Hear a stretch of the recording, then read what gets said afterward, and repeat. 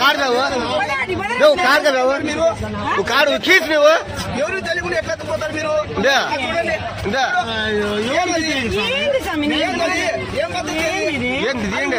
మీరే ఉండి కూడా మీరే తీసిండేది ఉండి కూడా తీసి మా నాన్నకి తీసినారు మీరు ఉండి కూడా మట్ట కుడిపించారు మీరు పోసు వినోద్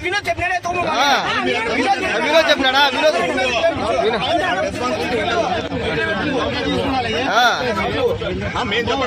లేదాడా చూడే చెప్పాడండి ఏ ఉండి కూడా చూడడానికి నా కొడుకులే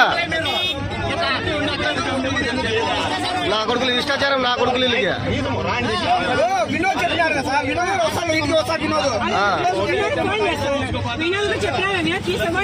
కాడు కాడు కాడు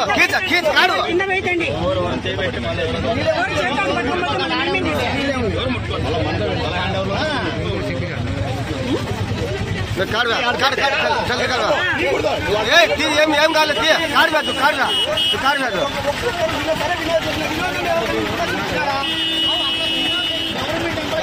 కాడుతూ కాడుతూ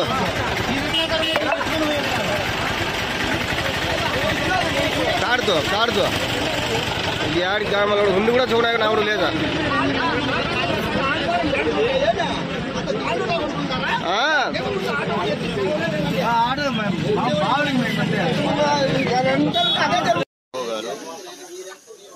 గారు ఆలయం దగ్గరికి వెళ్ళి వాళ్ళ భార్యతో అమ్మవారి వెండి ఆభరణాలు విలువైనటువంటి చీరలు ఎవరికి అధికారులకు కానీ ఎవరికి సమాచారం ఇవ్వకుండా స్థానిక వాసులకు కూడా సమాచారం ఇవ్వకుండా తన భార్యతో వెండి ఆభరణాలు చీరలు ఒక ఆటోలో వేసుకొని దారిలో వస్తుండగా మేము ఆలయ దర్శనం కోసం వెళ్తుంటే అక్కడ ఆపి ఏం తీసుకెళ్తున్నారు అని అడగగానే ఎవరికి సమాచారం లేకుండా తీసుకొని పోతున్నాము మేము ఇంటికి తీసుకుపోతున్నాము అని సమాచారం ఇస్తున్నారు.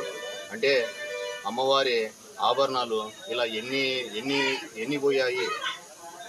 గత 3 నెలల కిందట హుండీ దొంగతనం కూడా జరిగింది. అమ్మవారికి రక్షణ, అమ్మవారి వస్తువులు కావచ్చు, అక్కడున్న ఆస్తులు కావచ్చు, రక్షణ లేకపోవడం జరిగింది.